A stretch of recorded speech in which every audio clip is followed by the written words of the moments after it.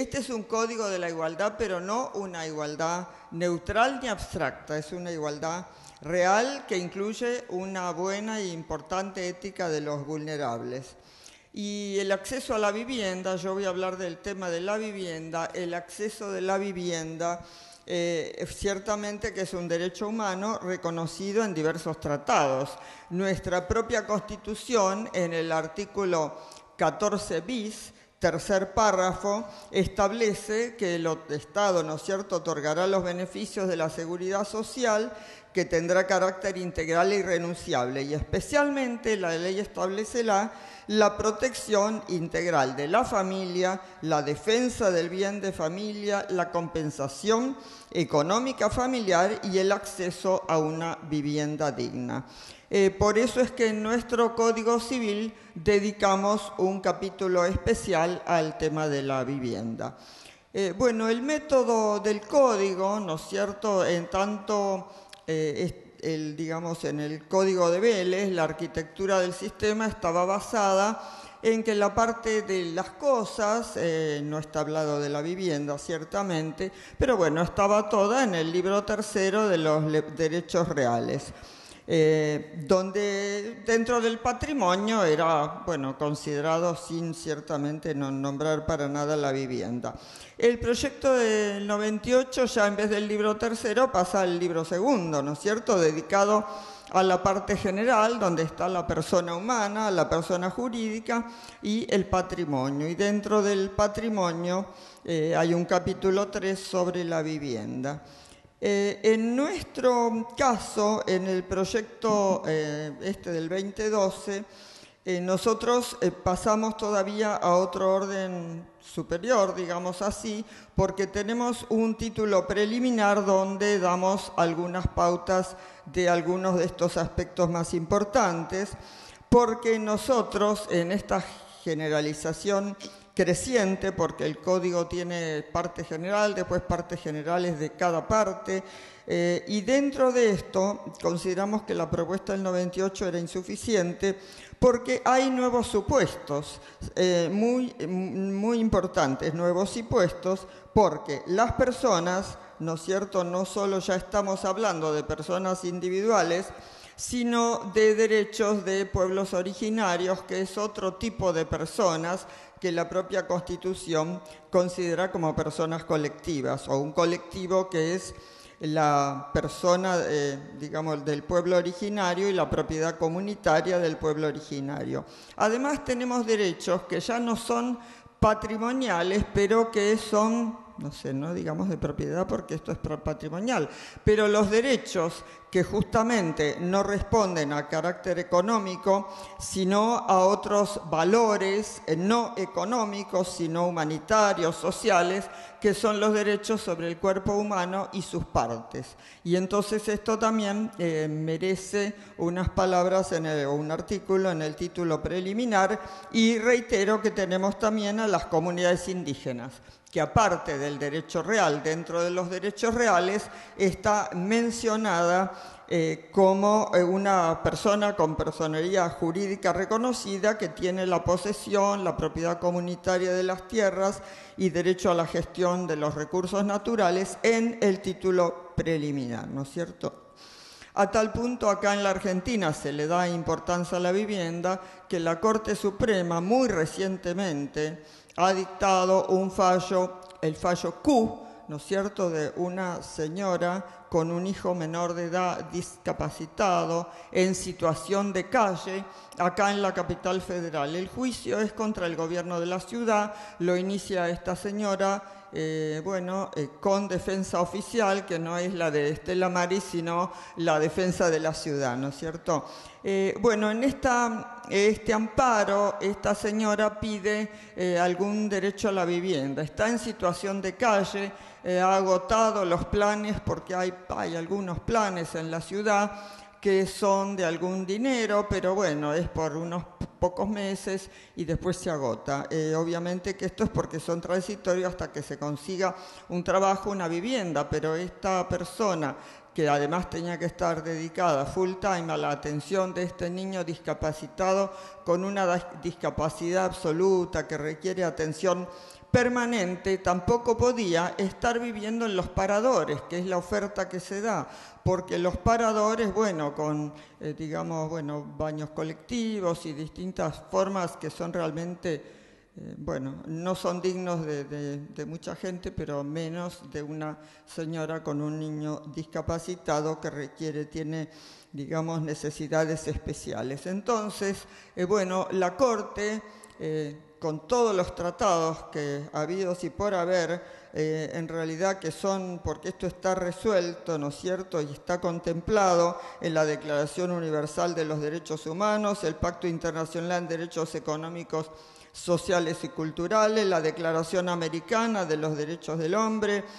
obviamente la Convención sobre los Derechos del Niño, después todas las convenciones sobre discapacidad y sobre no discriminación contra las personas por discapacidad, una de las Naciones Unidas, la otra interamericana, más leyes locales. La ciudad tiene 3 leyes y 2 decretos locales que contemplan estos temas de la vivienda. En definitiva, hay un derecho reconocido al acceso a una vivienda digna, a los vulnerables, a los discapacitados, y justamente porque esta igualdad, como decimos, debe ser efectiva, real, y los derechos constitucionales no son simplemente una recitación, ¿no es cierto?, sino que son, bueno, para utilizarlos, para prestarlos, para garantizarlos y para hacerlos ejercer. Entonces, así la Corte decidió que este niño debía mantenerse, bueno, tenía una medida cautelar de primera instancia, porque la Corte de la Ciudad le había rechazado las demandas, pero en las instancias anteriores se le había dado la posibilidad de mantener con unos pesos, alquilar una vivienda. Bueno, le mantuvimos la cautelar y la Corte resolvió entonces que justamente la ciudad le tenía que dar la intervención de todos los equipos de asistencia social y de salud, más todo el asesoramiento y la orientación para la solución de la problemática habitacional, porque esta persona, además de origen extranjero, no me acuerdo si era paraguaya, boliviana, de muy pocos conocimientos, y además, aunque ahora no le diera digamos, por ahora le tenía que dar un alojamiento no definitivo, pero había que contemplarla en algunos planes de vivienda para, en definitiva, darle un alojamiento como corresponde. Y después, bueno, ya en este capítulo especial que tiene el Código, justamente dada la importancia, ¿no es cierto?, de la vivienda, hay un régimen que está, bueno, sustituyendo al bien de familia de la ley 14.394 con algunas variantes y mejoras, algunas de las cuales estaban incorporadas por la jurisprudencia, pero por algunos fallos, porque realmente esto fue todo siempre muy discutido, inclusive fallos que yo francamente no compartía con la ley vigente 14.394, porque, bueno, todavía está vigente, pero quiero decir que porque, bueno, no son casos realmente no contemplados en la ley, pero bueno, protectorios. Entonces, lo que se dice ahora en el proyecto, ¿no es cierto?, que puede ser la vivienda, esta vivienda única, hasta la totalidad o una parte del valor. Algo muy importante es que se dice que la prioridad temporal se rige por la normativa registral. ¿Esto por qué? Porque en realidad hay algo muy discutido en todo esto, con jurisprudencias acá sí hay para todos los gustos y colores, sobre la prioridad directa y la retroprioridad registral. Bueno, la prioridad directa, les refresco la memoria, es cuando se rige por el día de ingreso al registro de la propiedad, y la retroprioridad es aquella que surge de los pedidos de certificados anteriores. Entonces, cuando el escribano pide un certificado para hacer, por ejemplo, una compraventa, entonces se retrotrae a la fecha de ingreso del pedido de certificado, siempre y cuando la escritura se haga en el tiempo previsto y además además se inscriba en el tiempo previsto. Entonces, ¿y esto cómo se aplicaría al bien de familia? Porque hay casos de constitución de bien de familia por escritura notarial. Claro, esto hace que la aplicación de la retroprioridad a estos casos, para muchos, bueno, la ley de 14394 nada dice de prioridad, pero bueno, por eso nosotros lo incluimos a este tema como algo importante. ¿Por qué? Porque en realidad se dice, claro, se generaría una desigualdad, porque el que va directo al registro no tendría retroprioridad y sí lo tiene el que lo hace por escritura pública. Pero bueno, de cualquier manera, y además dicen, hay que distinguir el caso de un derecho real cuyo efecto es declarativo y de la ley 14394 del bien de familia cuyo efecto es constitutivo, porque es específicamente la inscripción constitutiva del bien de familia, ¿no es cierto? Bueno, también esto, y que hay razones axiológicas que hay que impedir los fraudes a los acreedores, porque alguien puede pedir un certificado para constituir bien de familia por acto notarial, al día siguiente contraer una hermosa deuda y bueno, y después tener el bien de familia que con esta retroprioridad lo beneficia. Pero bueno, después hay otra posición, y esos entonces dicen, no, es desde la fecha de la inscripción. Otra posición es desde la fecha de la escritura, o sea, no tiene retroprioridad al pedido de certificado, no es cuando se inscriba la escritura, pero es el día que con una escritura pública se constituye el bien de familia. Entonces, que esta declaración efectuada ante el notario es la que se decreta válida y entonces los embargos, bueno, depende de las fechas de los embargos, pero por cualquier embargo que aunque sea anterior a la inscripción es posterior a la escritura, no tendría, digamos, no prevalecería por sobre la constitución del bien de familia. Y después, la tercera posición justamente es la de la fecha del certificado que le da una absoluta retroprioridad. Y esto, bueno, cuando es por vía judicial y se inscribe por testamento, se dice acá, es desde la Constitución, pero el que conoce el testamento, bueno, se aplica la fecha de la muerte. Bueno, nosotros a tanto no hemos llegado. De esto el conocimiento del testamento no está incluido en el código, pero sí están los otros casos, porque acá también, cuando hay una declaración ante el registro, no es el día que el registro lo inscribe como tal, sino cuando hay un pedido ante el registro, hay un ingreso del pedido y ese pedido tiene un número de ordenamiento en el libro diario, lo mismo que pueda tener un pedido de certificado. Entonces se cuenta acá el número de ordenamiento, ¿no es cierto? Y entonces es retroactivo a ese día. Bueno, todo esto es parte de la retroprioridad. La Corte, inclusive desde el año 85, creo, tiene un fallo en favor de esta, dada la constitucionalización del derecho a la vivienda, de alguna de estas prioridades y no desde el día de la inscripción. Así que por eso especialmente, entonces el Código dice que la prioridad temporal se rige por las normas contenidas en la Ley Nacional de Registro Inmobiliario. Bueno, después también el inmueble rural tiene que ser no más de una unidad económica, pero en cuanto al inmueble urbano no le ponemos esto del límite de constitución del bien de familia, que además no existe, porque en la realidad no hay reglamentación, por lo menos acá, que fije estos límites, ¿no es cierto?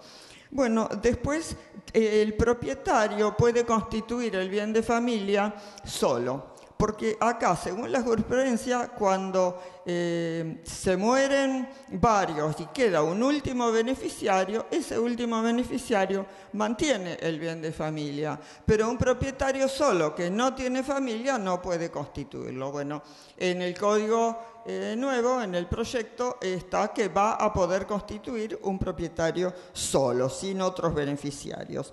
Y además, el condómino, en este momento actual, el condómino solamente puede, o sea, van todos los condóminos, pero solamente cuando hay parentesco entre ellos. En este caso va a ser aunque no haya parentesco, o sea, el solo ser que todos los condóminos estén de acuerdo constituyen el bien de familia. Y después, bueno, la afectación también puede ser decidida por el juez, bueno, no solo cuando hay, porque en actos de última voluntad la decisión no sería judicial, sino del testador, pero también puede ser pedida, ¿no es cierto?, por el Ministerio Público, de oficio, cuando hay incapaces o de incapacidad restringida, y el juez también puede decidir cuando atribuye la vivienda en el juicio del divorcio. Porque acá hay actos especiales de atribución de vivienda que también son justamente novedosos con la importancia que se le da en el Código en el juicio del divorcio. Y esto puede ser a favor de la cónyuge o incluso de la conviviente, pero la conviviente solo si hay incapaces o con capacidad restringida. Bueno, después, entonces, como beneficiario se incluye además a la conviviente, que ya sabemos que anda por todo el código dando vueltas ahora la conviviente, además de los cónyuges, ¿no es cierto? La o él, perdón. Y después, bueno, que lo de la habitación efectiva es igual que ahora, mientras queda uno se mantiene. Bueno, el efecto principal de la afectación es la inoponibilidad a los acreedores posteriores, si se opone en cambio la oponibilidad del bien de familia a los posteriores, la inoponibilidad a los anteriores, pero con las obligaciones a los cuales, entonces por los cuales se puede levantar el bien de familia, tenemos dos agregados. A los impuestos, tasas y contribuciones se agrega las expensas comunes, que no estaban en la 14.394, y además, algo muy importante, las obligaciones alimentarias a cargo del titular a favor de hijos menores, incapaces o discapacitados. Porque en este momento las obligaciones alimentarias no permiten liquidar un bien de familia. Nosotros, en cambio, las incluimos a las obligaciones alimentarias. Y agregamos algo muy importante, que está decidido por alguna jurisprudencia, pero poca, que es que solamente pueden cobrar los créditos sobre el inmueble una vez liquidado, solamente pueden cobrar los créditos los acreedores a quienes que podrían pedir el remate, es decir, todos los demás no pueden cobrar aunque ya esté rematado, porque ahora una vez rematado se dice acá, no hay más vivienda, se acabó la protección, cobran todos. Bueno, acá solamente van a poder cobrar aquellos que tienen derecho a levantar el bien de familia después de la subasta, sea en ejecución individual o colectiva, y cualquier remanente entonces se entrega al propietario. Eso, como digo, en ejecución individual o en proceso concursal. Además, ahora dice que no puede ser enajenado y se presenta el problema cuando se enajena y se compra otra vivienda. Muchas veces se enajena, se compra otra vivienda y entonces, como esta no es el bien de familia y como lo vendió, el propio bien de familia está vendido, se cobran. Bueno, nosotros hemos dicho que se puede, que hay subrogación real, o sea, que la afectación se transmite a la vivienda adquirida en sustitución de la vivienda afectada. Y también a los importes que surjan de una indemnización, por ejemplo, un seguro contra incendio, ¿no es cierto?, que sustituye al bien de familia que quedó destruido, o al precio en algún caso de venta. Entonces, esto es beneficioso para el titular. Bueno, después tampoco pueden ser objeto de legados y mejoras testamentarias, esto en el régimen actual existe, el bien de familia, pero nosotros agregamos no, a excepción que sea en favor de los beneficiarios, porque justamente se puede mejorar con la mejora testamentaria, con la parte disponible a justamente estas personas incapaces, discapacitadas, etcétera, todos los beneficiarios. Bueno, después más o menos es igual, no es embargable el inmueble, son embargables los frutos. En la sucesión está exenta de todos los impuestos, siempre que no se venda en los 5 años, porque claro, los herederos pueden adquirir lo que era el bien de familia y al año siguiente venderlo, porque ellos no lo precisan. Bueno, en ese caso pagan todo. Ahora, eso es también igual ahora, no varía. Bueno, la autoridad de aplicación también tiene obligaciones de ayudar a todo, lo que surgía justamente cuando hablábamos de la retroprioridad registral. Bueno, y también entonces se puede desafectar, ¿no es cierto?, pero a solicitud del constituyente, siempre con la conformidad del cónyuge o el conviviente. Bueno, además, a solicitud de la mayoría de los herederos. En cuanto a la oponibilidad a terceros, la convivencia debe ser una convivencia inscripta, porque entre los convivientes es inscripta o no, pero respecto de terceros debe estar inscripta. Después también se sustituye de la 14.394 la indivisión forzosa, que justamente está relacionada con los inmuebles. Se agregan las cuotas sociales y acciones a la indivisión. Y bueno, estos pactos, o sea, puede ser una indivisión impuesta por el testador, una indivisión pactada o también por oposición del cónyuge. Y entonces también el cónyuge que no adquirió pero participó activamente en la explotación de la unidad económica, y además el juez, en estos casos, la indivisión no solo se mantiene, bueno, por 10 años o los subsiguientes hasta que todos los menores sean mayores de edad, eso es como ahora, sino que además puede ser prorrogada judicialmente cuando es pedida por el cónyuge hasta que el cónyuge sobreviviente fallezca. Es decir, tiene una ventaja en favor también del sobreviviente hasta su fallecimiento por decisión judicial, que es cuando realmente siga necesitando de la vivienda. Bueno, y además en esto se incluyen los bienes muebles, no solo el inmueble, ¿no es cierto? Bueno, los derechos de los acreedores, obviamente pueden cobrar todos los acreedores del causante, que en realidad son anteriores a la muerte y por ende anteriores a esta indivisión forzosa, ¿no es cierto? Bueno, después también puede haber atribuciones preferenciales cuando se hacen particiones de la herencia. Después tenemos otros casos donde es muy importante el derecho a la vivienda, que es cuando se fijan alimentos entre los cónyuges, porque acá la atribución jurídica o fáctica de la vivienda se toma en cuenta, inclusive puede ser carácter ganancial propio o de un tercero la vivienda que se atribuye a uno de los cónyuges como parte de los alimentos, para lo cual normalmente se tiene en cuenta, por supuesto, quién se queda con los chicos, quién está a cargo de la crianza, la educación de los niños, ¿no es cierto? Bueno, cuando son convivientes, el tiempo de la unión matrimonial se tiene en cuenta. Acá hablamos de la unión matrimonial, y también en el matrimonio hay alimentos posteriores al divorcio. Los alimentos posteriores son inclusive solamente cuando es por una enfermedad preexistente, que si se muere el alimentante, los herederos siguen pagando los alimentos, ¿no es cierto? Bueno, después tenemos como disposiciones comunes a todos los regímenes, algo parecido al 1277 actual, que requiere asentimiento, el disponer sobre los derechos sobre la vivienda, pero se agregan no solo la vivienda, sino los muebles del hogar, los muebles personales, los muebles usados para la profesión. Cuando alguien vende sin esta conformidad, por 6 meses se puede pedir la nulidad del acto. Y además, lo que sí, esta nulidad no se puede pedir más allá de los 6 meses de la extinción del régimen matrimonial, ¿no es cierto?